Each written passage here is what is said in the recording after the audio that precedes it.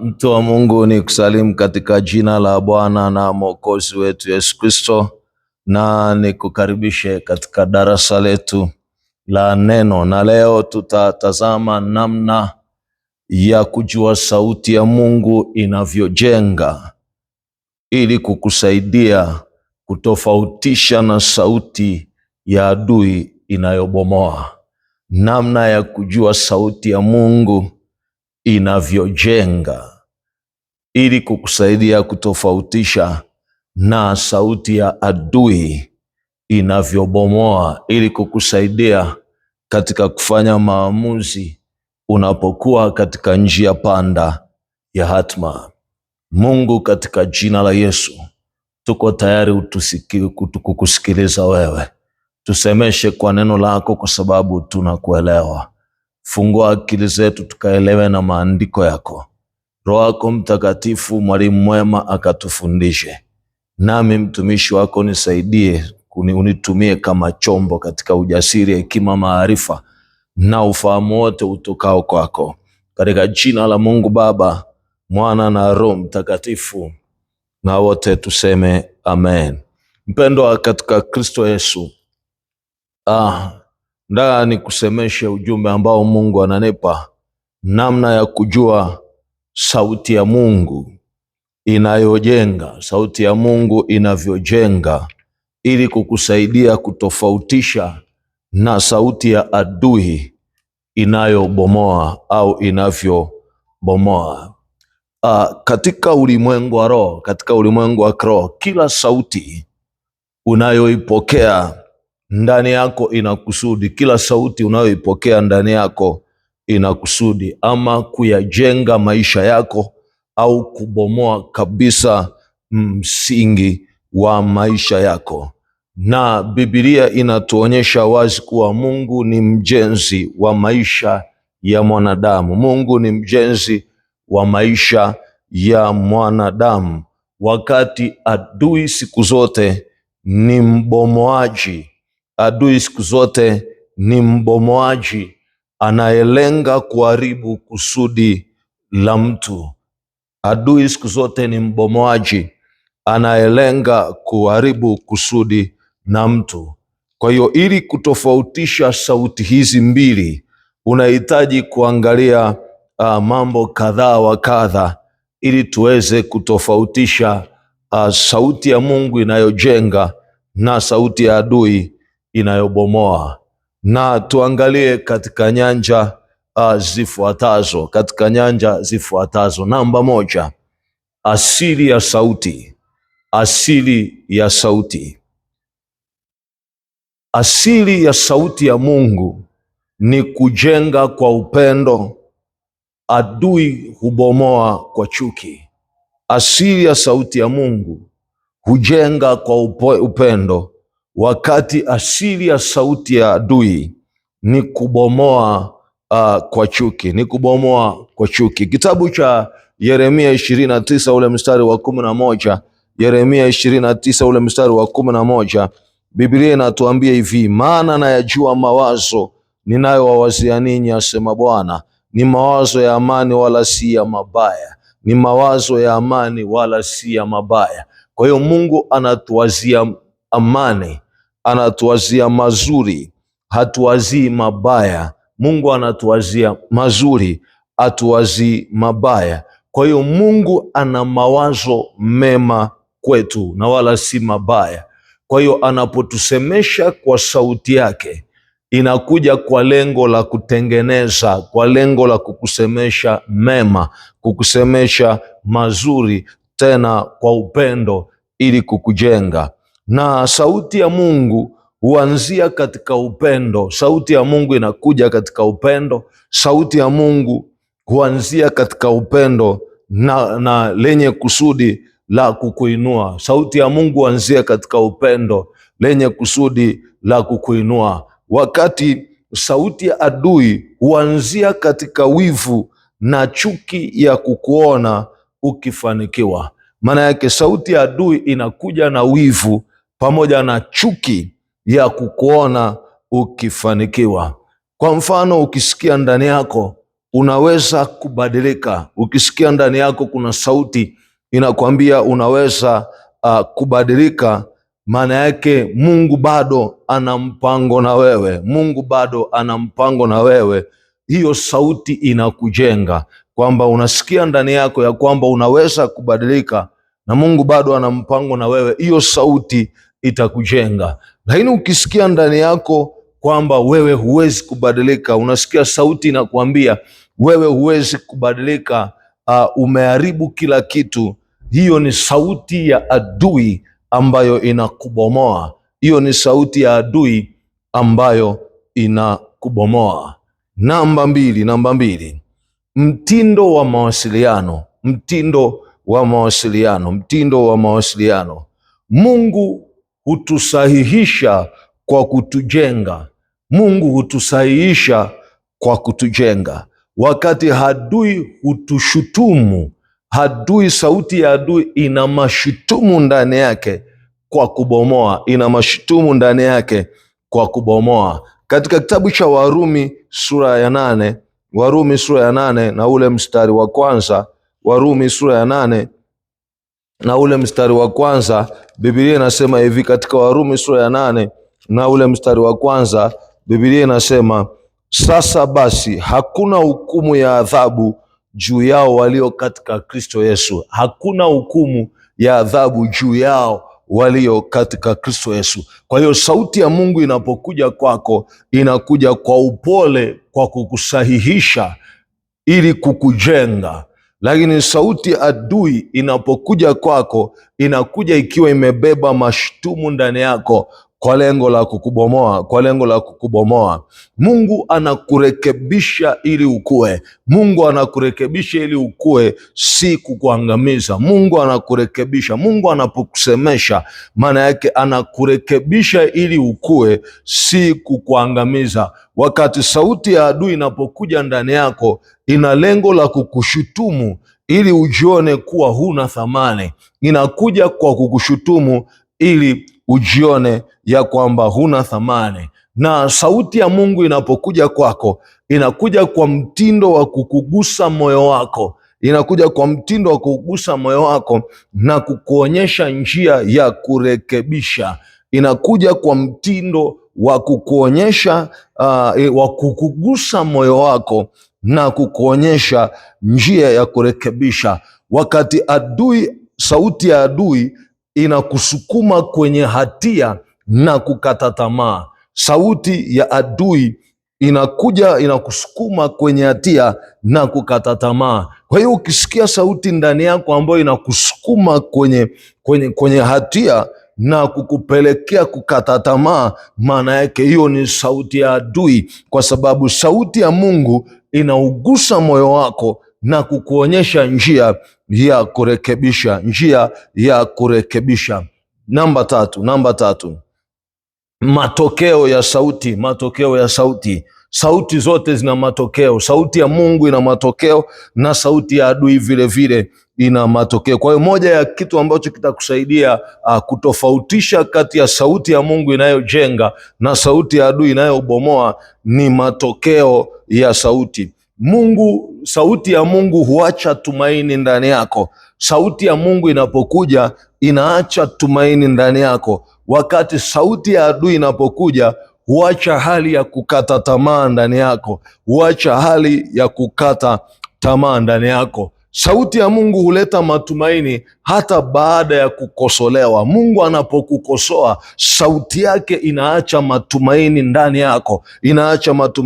yako. Wakati sauti ya adui inapokuja, huacha mzigo mzito wa kukata tamaa ndani yako. Sauti ya adui inapokuja, huacha mzigo mzito wa kukata tamaa ndani yako. Kwa mfano, inapotokea umefanya kosa, utasikia sauti ya Mungu ikikwambia, simama tena, jifunze, endelea mbele. Unapokuwa umekosea, utasikia tu sauti ya Mungu inakuja kwa upendo ndani yako na kukwambia, simama tena, ujifunze, endelea mbele. Lakini unapokuwa umekosea, sauti ya adui inapokuja ndani yako inakwambia umeshindwa kabisa, hakuna namna ya kujaribu tena. Umeshindwa kabisa, hakuna maana ya kujaribu tena. Namba nne, mwelekeo wa sauti. Sauti zote zina mwelekeo. Sauti ya Mungu ina mwelekeo, sauti ya adui ina mwelekeo.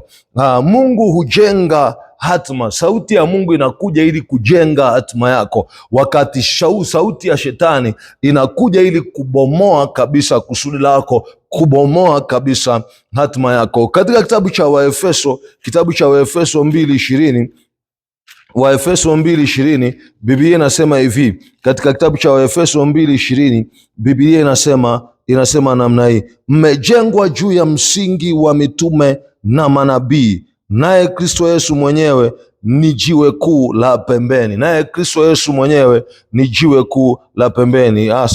Waefeso 2 na mstari wa 10. Waefeso 2 mstari wa 10. Maana tu kazi yake tuliumbwa katika Kristo Yesu tutende matendo mema, ambayo tokea awali Mungu aliyatengeneza ili tuenende nayo. Kwa hiyo sisi tumeumbwa kwa kazi njema. Wewe umeumbwa kwa kazi njema. Hata kama ukikosea, umeumbwa kwa kazi njema. Hata kama ukianguka, umeumbwa kwa kazi njema. Hata kama hupendwi, umeumbwa kwa kazi njema. Hata kama unasemwa vibaya, umeumbwa kwa kazi njema. Hata ukianguka dhambini, umeumbwa kwa kazi njema. Kwa hiyo sauti ya Mungu itakuzungumzisha kwa mtazamo wa kusudi la maisha yako. Hata kama umekosea, sauti ya Mungu inapokuja itakuzungumzisha kwa mtazamo wa kusudi la maisha yako. Wakati unapokuwa umekosea kabisa,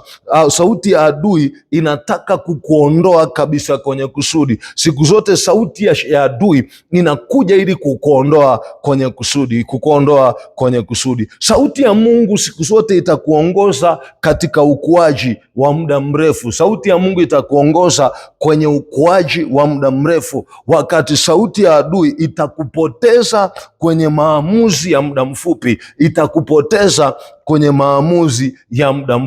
Namba tano, nguvu ya maneno upande zote. Sauti ya Mungu ina nguvu, sauti ya shetani ina nguvu. Wakati sauti ya Mungu huumba, sauti ya Mungu inapokuja ndani yako ni kwa ajili ya kuumba. Wakati sauti ya adui inapokuja, inakuja ni kwa ajili ya kuharibu. Kwa hiyo nguvu iliyo ndani ya sauti ya adui ni kwa ajili ya kuharibu, wakati nguvu iliyo ndani ya sauti, nguvu ya maneno iliyo ndani ya sauti ya Mungu ni kwa ajili ya kuumba. Kitabu cha Mwanzo 1, Mungu aliumba kwa kutamka, Mungu aliumba kwa kusema, na sauti ya Mungu ina nguvu ya kuleta uhai. Sauti ya Mungu inapokuja ina nguvu ya kuleta uhai, ina nguvu ya kuleta mabadiliko, ina nguvu ya kuleta matumaini kwako, ina nguvu ya kuleta uhai mpya, ina nguvu ya kuleta mabadiliko mapya na mabadiliko chanya kwa ajili yako na matumaini mapya. Wakati siku zote adui hutumia maneno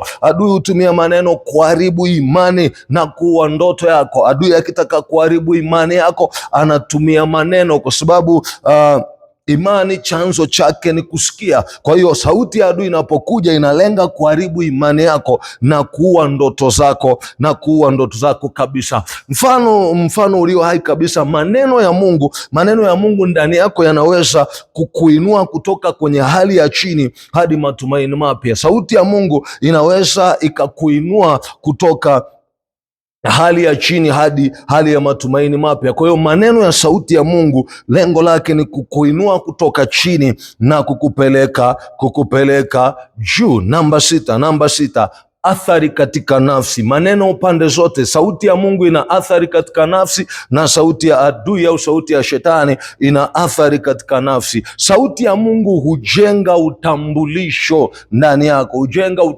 ndani yako, wakati sauti ya adui inalenga kubomoa utambulisho wako. Sauti ya Mungu inapokuja, Mungu anakukumbusha wewe ni nani ndani yake, ya kwamba wewe ni mtoto wake, wewe ni mwana wake wa pekee, wewe ni mrithi pamoja na Kristo, wewe ni mrithi pamoja na Kristo, wewe ni mpendwa, wewe ni chaguo la kwake, wewe ni mzao mteule. Ndio sauti ya Mungu inapokuja inakukumbusha wewe ni nani ndani yake, wakati sauti ya adui inakufanya ujitambue kuwa kwa makosa yako na udhaifu wako. Sauti ya adui inapokuja inalenga ujitambue kwa makosa yako au udhaifu wa kwako. Maana sauti ya Mungu ikija kwako, unaweza kusikia ndani yako wewe ni wa thamani, unaweza kukua. Wewe ni wa thamani, unaweza kukua. Wakati sauti ya adui ikija, wewe utasikia ndani yako wewe ni dhaifu, huna maana. Wewe ni dhaifu, huna maana, ndo maana umeachwa, huna maana, ndo maana umekataliwa, huna maana, ndo maana umeumizwa.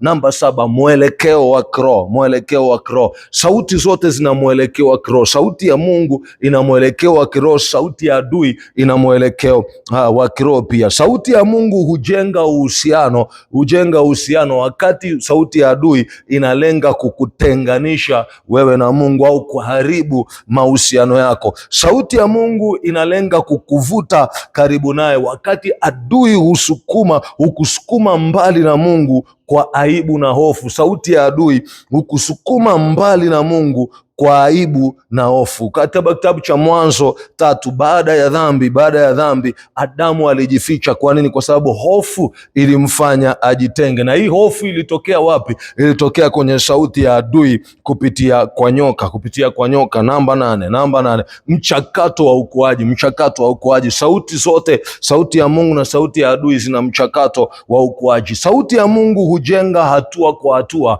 Sauti ya Mungu inakujenga hatua kwa hatua, wakati sauti ya adui inakubomoa ghafla.